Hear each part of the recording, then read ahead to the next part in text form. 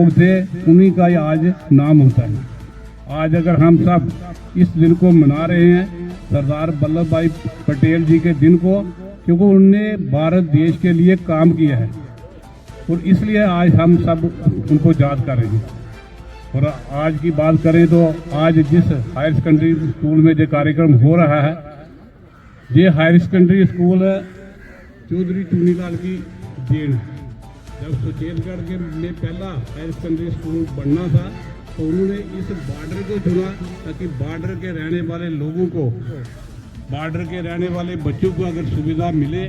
ये higher secondary school उस समय जो पहला हायर सेकेंडरी स्कूल सुचेतगढ़ में बना, जे सही कलां में ये हायर सेकेंडरी स्कूल बनाया गया।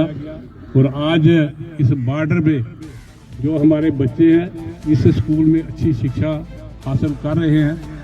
मैं तो कहूँ कि बॉर्डर के हालात हम सब के सामने थे और आज जो हालात हैं वो भी आप सबके सामने।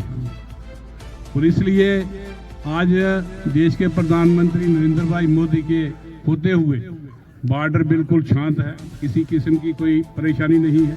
लेकिन आज के पहले अगर देखा जाए तो बॉर्डर में आए रोज फायरिंग होती थी, लोगों को जहां से कैंपों में जाना पड़ता था, स्कूल बंद होते थे, बच्चों की पढ़ाई डिस्टर्ब होती थी।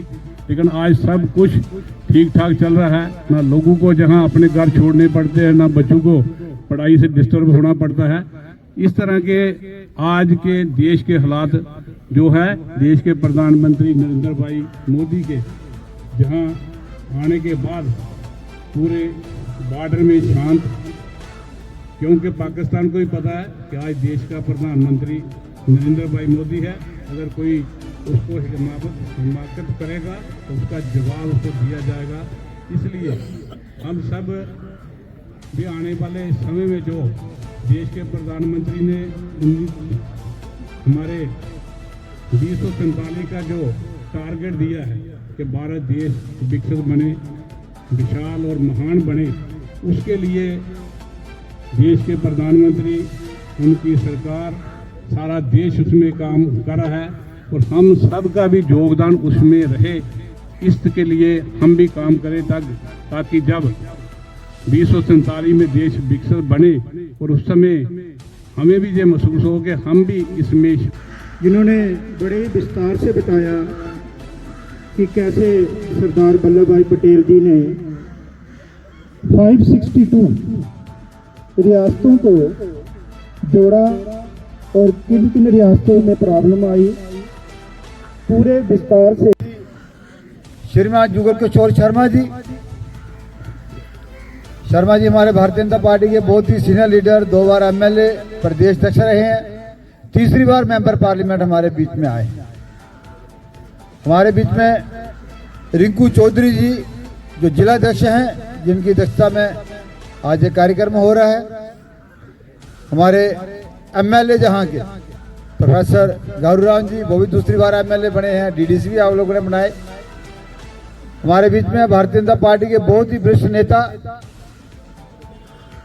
चौधरी श्याम जी, मंत्री रहे, एमएलए रहे, यहाँ के लोकप्रिय नेता। हमारे बीच में प्रभारी वीरेंद्र सिंह चिप जी, बिरदी साहब, हमारे सुरजीत जी बीडीसी मंडल अध्यक्ष, महिला मोर्चा की नई बनी मंडल अध्यक्ष, आपको भी बधाई है। सभी प्रमुख कार्यकर्ता, बाकी जो जहाँ पे लोग आए हैं, खासकर जो आज फंक्शन हो रहा है इसके बीच में हमारे बच्चे और खासकर आप जो स्कूल का हमारा स्टाफ है, आपका ही बहुत धन्यवाद करता हूं कि आप इस कार्यक्रम में हमारे बीच में हो, या आपका सहयोग है। वैसे तो ये कार्यक्रम जो है, क्योंकि भारतीय जनता पार्टी का कार्यक्रम नहीं है, इस कार्यक्रम को हर डिपार्टमेंट, गवर्नमेंट भी बना रही है और हर डिपार्टमेंट जो है अपने लेवल पर इस कार्यक्रम को कर रहे हैं। सरदार पटेल @50 क्या है? सरदार पटेल जी जो देश के पहले उप प्रधानमंत्री और जैसे बताया पहले गृह मंत्री रहे, उनकी जयंती को 150 साल हुए। आज हम उनका 150वां जन्मदिन मना रहे हैं। पटेल जी की जयंती पर ये कार्यक्रम जहां पर आयोजित किया है। मैं सुन रहा था सबको, सबने बड़े अच्छे विस्तार से अपनी बात जहां पर रखी है। तो ये रन फॉर यूनिटी आज नहीं है, वो तो 31 अक्टूबर को हो गई थी। आज हम पद यात्रा करेंगे, आज दौड़ नहीं लगाएंगे, आज हम पद यात्रा करेंगे सरदार वल्लभ भाई पटेल जी की 150 जयंती पर।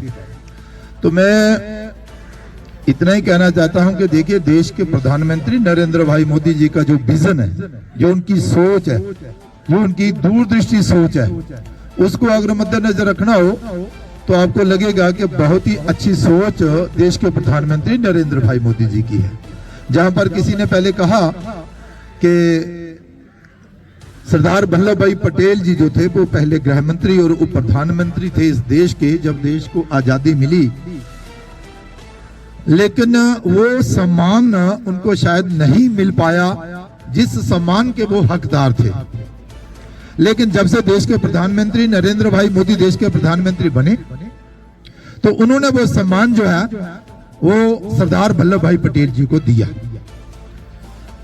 और मैं आपसे ही बातचीत करते हुए चर्चा करता हूं कि मुझे ये बताइए कि देखिए, सरदार वल्लभ भाई पटेल जी के बारे में आपने आज कितना सुना है ना? आपको जानकारी हुई होगी कि भाई सरदार, लेकिन इससे पहले भी कुछ बच्चे ऐसे होंगे, विद्यार्थी होंगे, हो सकता है सारे भी हों, जिनको जानकारी रही होगी कि सरदार वल्लभ भाई पटेल जो थे वो कौन थे, कहां उनका जन्म हुआ, उनका क्या योगदान रहा, उन्होंने देश के प्रति क्या दायित्व अपना निभाया।